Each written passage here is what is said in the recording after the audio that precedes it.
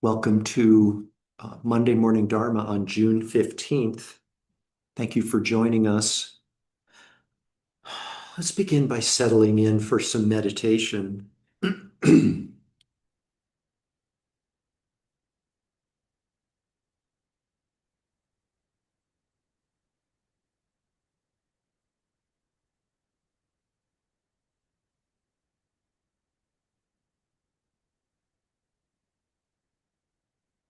In the entire universe, there is nothing more important that you could or should be doing than being here in this moment, preparing to meditate.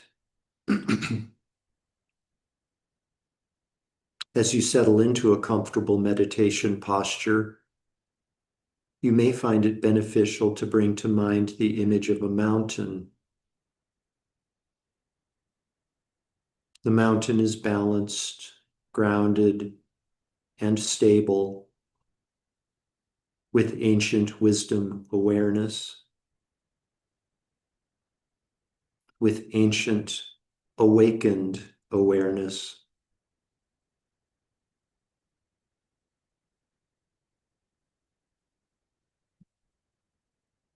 Settle and rest.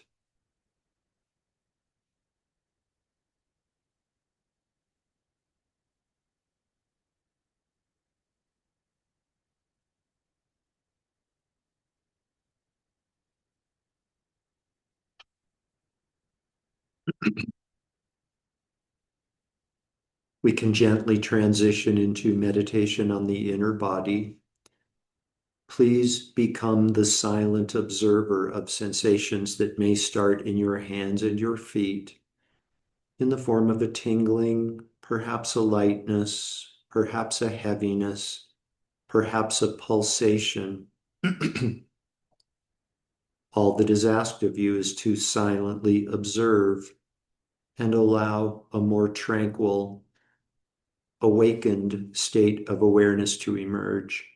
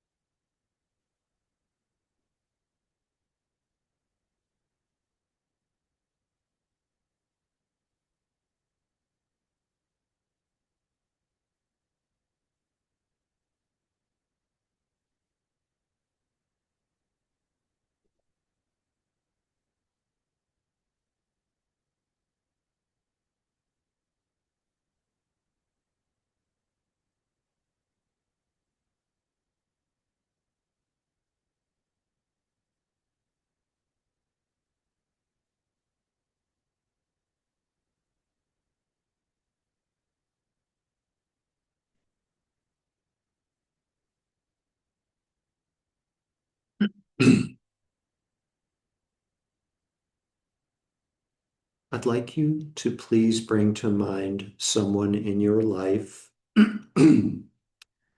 someone who is a benefactor of yours. This doesn't necessarily have to be a financial benefactor, just someone who helps you, someone who is kind to you. It could be a family member who supports you. It could be a vendor or an operator of a local business who helps you when you need help. Please take a moment to bring to mind this benefactor who is a part of your life.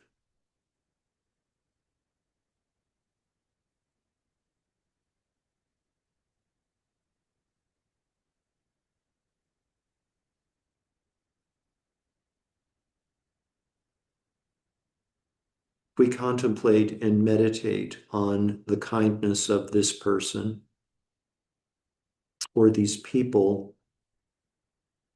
If we contemplate, we will soon come to experience a feeling of warmth in our heart, a feeling of gratitude.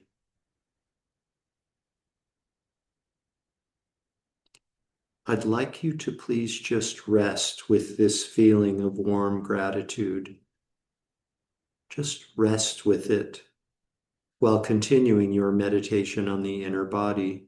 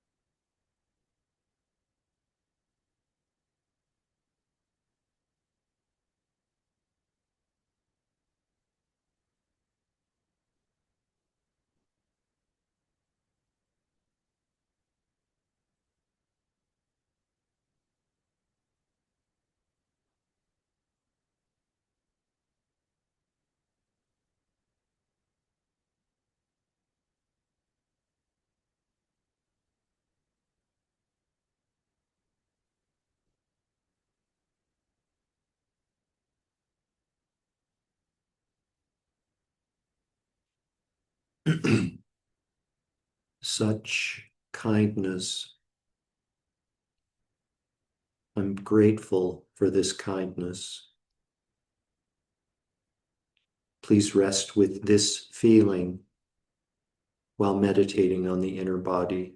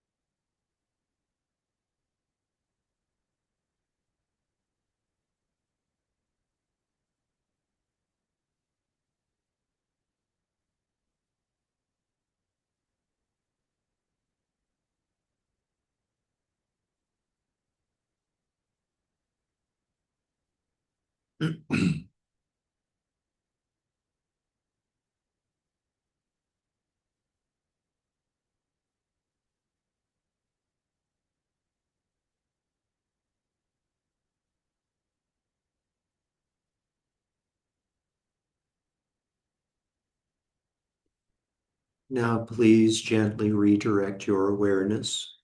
Become aware again of your physical body and allow your breathing to become less shallow.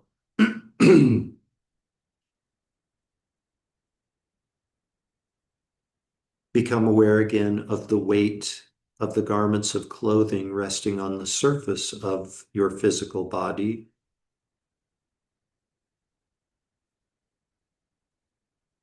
Become aware again of your surroundings inside the room that you're occupying.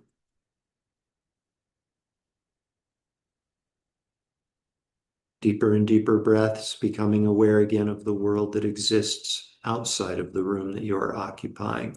We dedicate all of the merit from this morning's meditation to world peace. May all beings without exception soon come to enjoy a state of complete, perfect fearlessness. May all beings without exception be completely free from all forms of suffering. May we enjoy inner and outer peace. May we enjoy inner and outer freedom.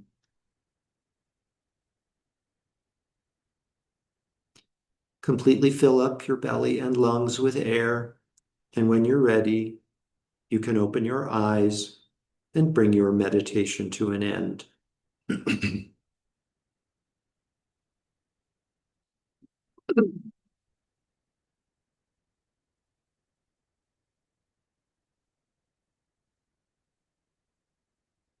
you, you. So my the benefactors for my meditation were the folks down at Pet Health, the pet health store in Silver City. Um, young woman named Missy, and I think the owner's name is Doug, and they're just like so incredibly kind. I go in there pretty much clueless about animal care, and they take such good care of me trying to care for my critters at home. Yeah, and you know what else is it's really I've been thinking about, as we've been talking about recognizing that all beings are our mothers. That's a meditation we've been contemplating, and then the subsequent meditation to that, remembering the kindness of others. I've been thinking about business owners and operators in general. And it's like for most of the time, I completely forget that they even exist. They're not in my field at all, these operators of businesses. But when I need something, there they are. Hi, Jeff. Welcome back. Just like so kind. All I have to do is like show up and they're there, you know, whether I think about them or not, whether I reciprocate or not. Yeah, I pay money, but that's nothing. That's nothing. And just show up with some money and like, yeah, we're still here. Welcome back. How can we help? So this morning's class is dedicated to questions, hopefully answers and comments. So I'm going to turn it over to you guys. We've got some folks here in attendance, of course, and you Zoomers, if you've got something you'd like to ask, please unmute yourself and ask away or comment away.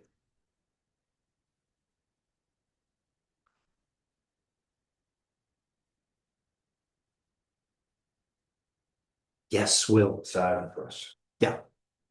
So, given that life is dukkha, suffering, Given that life is dukkha, and, which is and suffering. given the woo-wee of effortless effort in the practice of meditation, why is meditation so unnatural and difficult as opposed to being just natural? Why is meditation why does it involve so much effort, um, as opposed to other things that we do, like delusions that arise? Yeah. And just a little bit of context to this. Dukkha is, as Will said, dukkha is kind of suffering. I've heard a different translation of the word being unsatisfactoriness. Yeah. Um, I've got an idea on that, but before I offer it, Will, I know that you're learned and experienced in meditation. Do you have a possible answer to your own question? Life in general seems to be that way, not just meditation. Life seems to be in general seems to be that way, seems to be a struggle, Yeah, not just meditation. you have to make effort to make things happen Yeah. in your universe. Hmm. And I wonder, why do you have to make the effort? Why isn't it just a natural extension of yourself, of your being? Yeah. Yeah. So no, I don't really have an answer. Okay. Right. Right. Looking. Yeah. Yeah. I wasn't Yeah. trying to be cute or evasive. Yeah. Candace, do you? Well, it's a choice. It's a choice, That Candace. voice. Okay. Yeah. Can you elaborate on that? Um, in a way, it's a gift. Because if it was everywhere all the time and there was no such thing as monkey mind, Yeah. you know, I mean, if you're happy with monkey mind, that's a kind of go with the flow, but if you have a glimmer of things which are different and you like it, you feel it's good, you're curious and then you can go step by step. But it's not just something that comes to you. Mhm. Are you guys, can you Zoomers hear? Okay. Comments? Okay, good, good, good. I'm glad. Yes, Jill. It's just wondering if it might not be a cultural phenomenon. If, say you were born and your mother meditated and you sat there with your mother every time she meditated, it would probably be very natural. But Mm, think of our culture. The minute you start to think of other things, people go, pay attention, I'm speaking to you, take your mind back on what we're doing here. So we're kind of taught not to meditate. such an interesting thought. I like that. Yeah, me too. Me too. Yeah, yeah. Um, something that somebody said once to me totally changed my life. They said that we are a blank, when we come into this world, we're a blank canvas.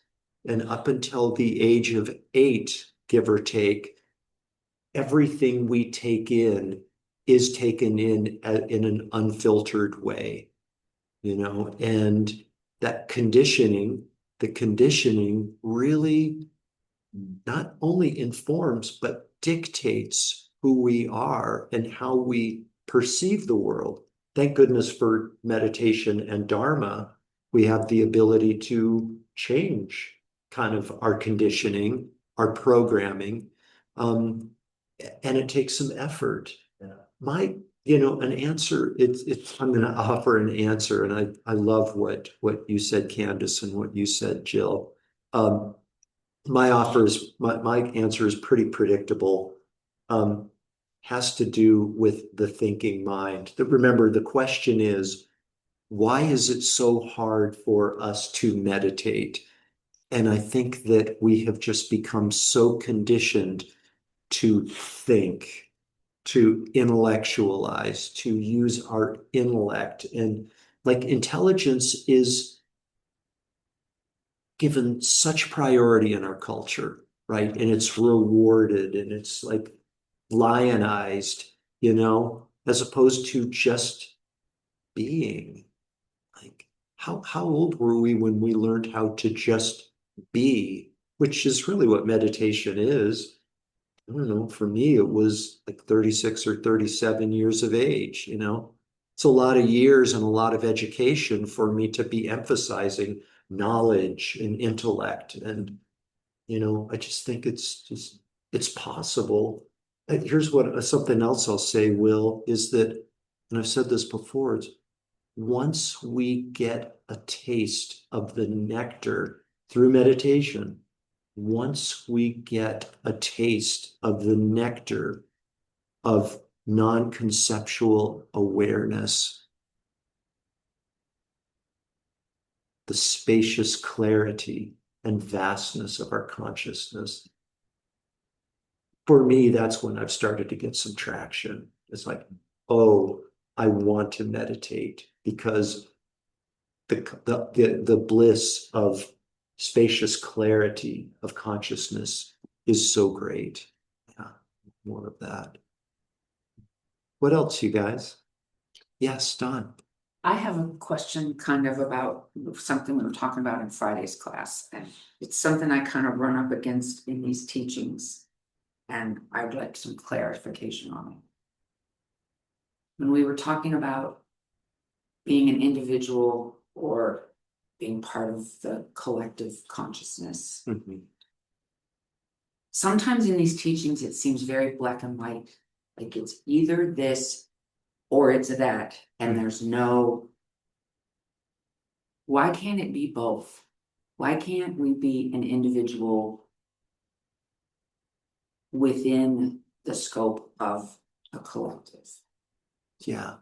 It's presented, it's sort of with regard to collective consciousness, it's presented in black and white terms, right? It's said you individual or part of the collective, like ocean of consciousness. Why can't it be both? Yeah, is that the essence of the question? Yeah, it was more, yes. Okay. In regards to what you were talking about on Friday. With regard to what I was talking about on Friday, which is recognizing that all beings are our mothers. You were talking about that there was no in between. Like it felt very black and white. Okay. Like you had to make a choice. Mhm. Whether you wanted to be part of the individual system of being an individual or you wanted to merge into this collective. Mhm. Hmm. I don't remember saying that exactly, but it sounds like something I could say or probably would say. Yeah. Um,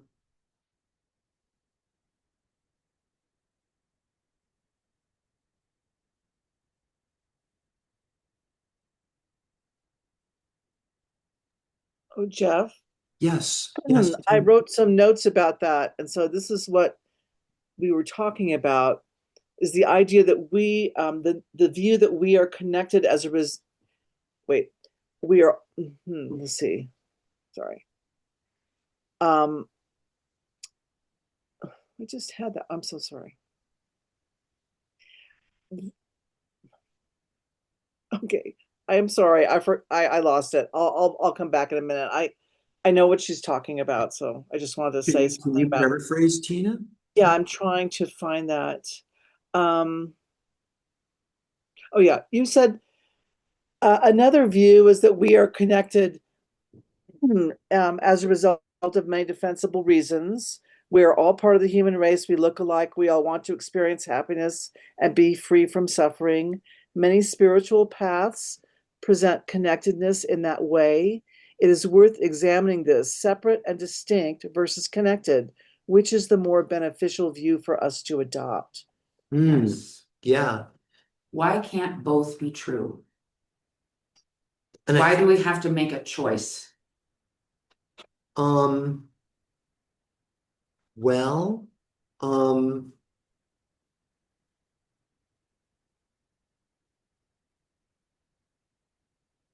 you can. I mean, I guess you do have freedom. Candace referred to it before. We can choose a particular path. Do you think, Don, that it's possible for us to simultaneously hold the view, I am separate and distinct. I am separate and distinct from everyone else and everything in the world, and hold the view, I'm part of the collective? Absolutely, You do. I do. How does that work? I see it every day. Yeah. I feel it. I'm an individual, yet I feel connected to everyone else as well. Mhm. I see that both things can be true at the same time. Yeah. And so you have the freedom to hold that view. Yeah. We all have the freedom to adopt whatever view we want. Um, my experience has been that the less I regard myself as being separate from others, the happier I am. Because the more I regard myself as being separate from others, that's like a reinforcing of this notion of self and other.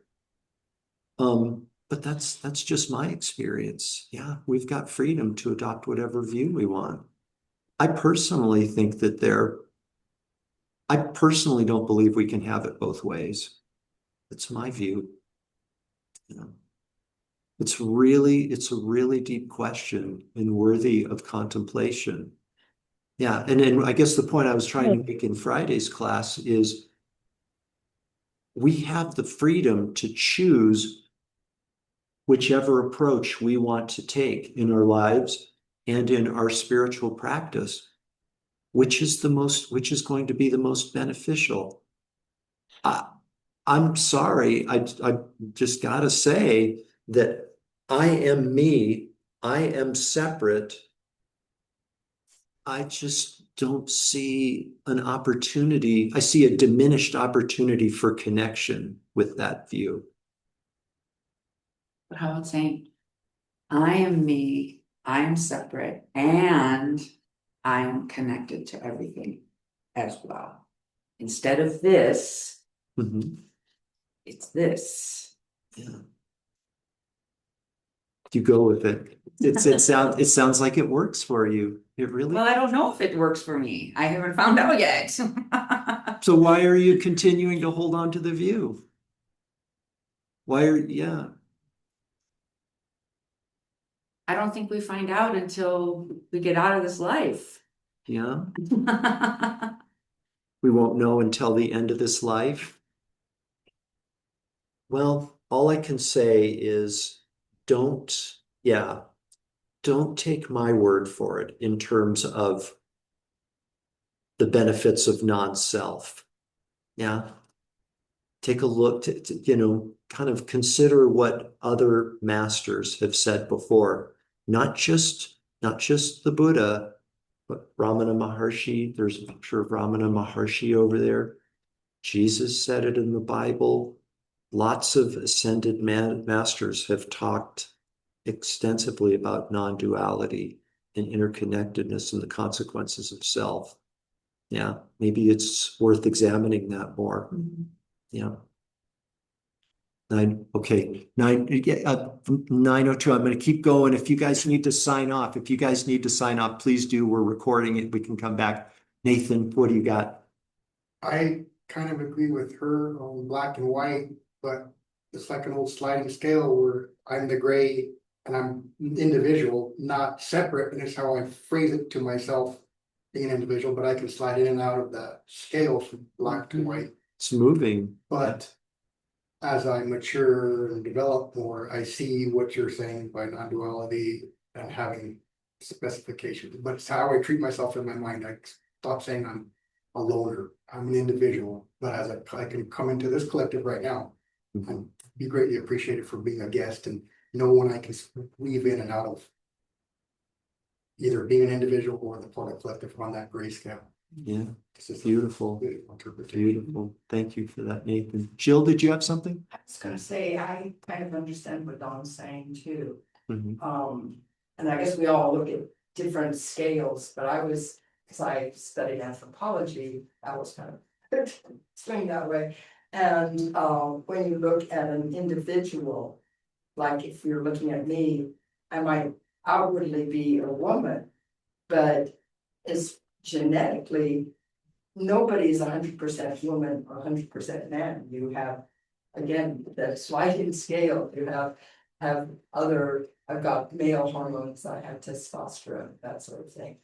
So that's how I sort of feel the same way is when I'm with other people, I feel the unity and the gathering, but when I'm by myself, I feel a power within myself.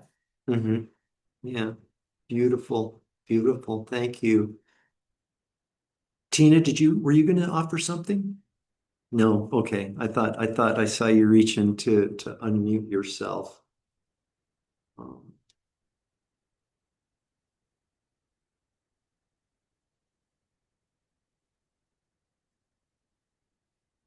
I think that I believe that the answer to these questions, and I don't think that there's a right or wrong, maybe some support for these questions lie in the Heart Sutra, right?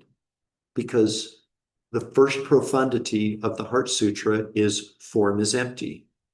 You go to find an inherently existing me, it disappears into emptiness, right? We can't find it. It becomes unfindable. Yet, out of this space-like emptiness, there appears self. Yeah, there is an appearance to mind. There's not nothing there. Remember the blue sky analogy? I refer to that over and over. We see the blue sky on the ground looking up at it. We take a plane up to get closer to the blue sky and get a bottle of it and bring it down to examine it, and it disappears.